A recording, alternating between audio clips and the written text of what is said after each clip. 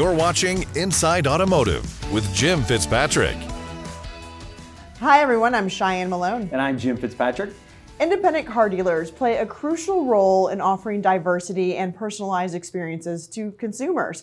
But the path is not without its hurdles. Yes, oftentimes those independent dealers are in competition with their neighboring franchise dealers. But today, we're learning more about how they're adapting in today's marketplace. Joining us now is Scott Dooley, owner of Carbox in Kenosha, Wisconsin. Scott, thank you so much for joining us on the show. Thanks for having me, guys. And we know you're busy, obviously, and this is a good thing, right? How's business at your shop? Business is awesome here. You know, we stick to 5 big principles here that help us move more metal than most other small independent dealerships. So, yeah, we're signing out a deal right now next door to me. So I do apologize. We might even hear some drills going because we're right next to the shop, too. Literally. That's quite all right. That's quite all right. On the topic of inventory, how are you sourcing vehicles? Where are you buying them off the road, auctions, trade-ins, all of the above? What's that look like? So auctions, we've actually decided to fully almost step away from. Really? The only time we buy from auctions now are some other independent buyers. Okay. And they kind of vetted the cars before they bought them and made sure they're fixed up. Unfortunately, in the Wisconsin area, it's really difficult to get a good car from auctions right now. Yeah. That doesn't mean that we don't buy them here and there from these guys. You know, we do take a look at every single car we can, but we're buying a lot off the street using digital marketing. Wow, that's great. So you're putting it out there that you guys are buying cars and paying top dollar and people are bringing you their cars. Oh yeah, that's the best way to do it, just like CarMax. That's fantastic. I'm curious too, Scott, how has the credit tightening impacted your business, if so at all? So here's the deal, right? We're a subprime mostly dealership. So whenever credit gets bad, our business just keeps growing up. More customers we get. So we love to see the economy tank, unfortunately. So right now, that's exactly what we're doing. We're signing out a customer that doesn't have the greatest credit, but we're giving them an opportunity to have a great car. Yeah, for sure. And what do the credit scores look like? Have they taken a hit here in the last couple of years, or what do they look like? Are they worsening? Man, wintertime is bad. It always kind of dips, but this is probably an all-time low.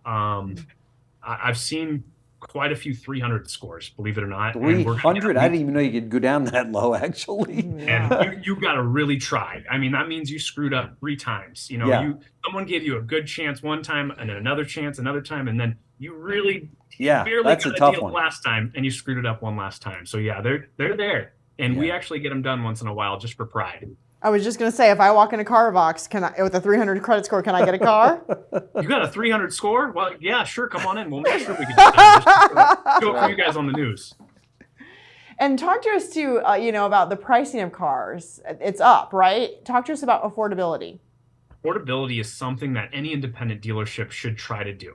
Any big dealership that's out here, especially franchises, right? Those are the people that we're fighting against. They're going to have much higher prices, and that's the advantage of having a shop, maybe, pay $1,000, $2,000 and just rent.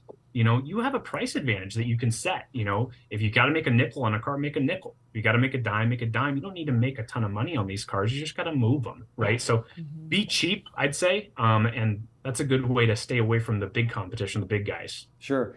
This is going to be a unique question in working in subprime. Have you seen any EVs coming in yet? Are you selling any EVs?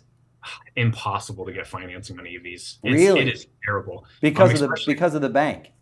Yeah, the bank. We did sell a couple, and pretty much impossible to get financing. We found only Associated Bank in our area will do it, and it's a really difficult deal to do. No one wants to roll the dice on these things. So wow. We stay away from them. Subprime banks will just refuse because they're really difficult because you can't put a warranty on them. So yeah, it's not our cup of tea right now, but hopefully in the future. That's not good. That's going to affect their resale value even when they're, Exactly. Yeah, for sure. Interesting. So obviously you're staying busy, right? Selling cars. What about challenges? Are you foreseeing any this year? Our biggest challenge for us, at least, would be just room. The city actually just came down on us and said, you're not parked in the right parking spots. So Wow. We have about almost 70 cars in the back, on gravel. And then we only have about 20 something in the front right now. So that's going to be our biggest challenge, is being able to move cars and having enough available. So we just purchased another lot down the street. We just moved over like 11 cars just yesterday. So yeah, that's going to be the biggest struggle, trying to find cars, seeing where they are. Sure. What are your plans for 2024? You think it's going to be a good year for you guys? I think everyone is going to have a really good year in 2024. I don't think any place is going to hurt. We're forecasting probably around 80 cars a month once it hits about March, maybe even mid-February. That's great. Tax season hits. Great.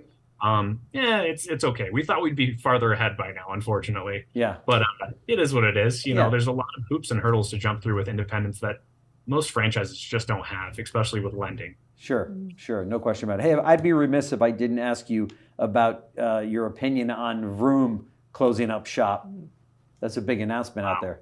That's a huge announcement. Yeah. I thought Carvana would go out of business before they did, but it seems like Carvana's just hanging on too. Yeah. Vroom's a great idea. The concept's awesome. I think at some point, every dealership is going to have to move to that type of concept. There's no way out of it. It's going to be pick a car off of a menu item and decide what coverages you want to have in the end, and it's shipped to your house, and that's what you get. And hopefully the car's perfect, right? But it makes sense. It's just no one has it all figured out just yet. Yeah. So, It just seems like Vroom might be a little ahead of its time. I know, it could be. And a little underfunded. They just couldn't get the funding to keep it going, it seemed to. So that's unreal. No. Yeah.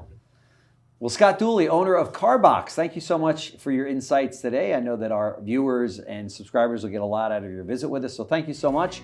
And hopefully we can do a follow-up with you as the year moves along. Let's do it. Great. Thank you so much. Thanks, guys. Thanks for watching Inside Automotive with Jim Fitzpatrick.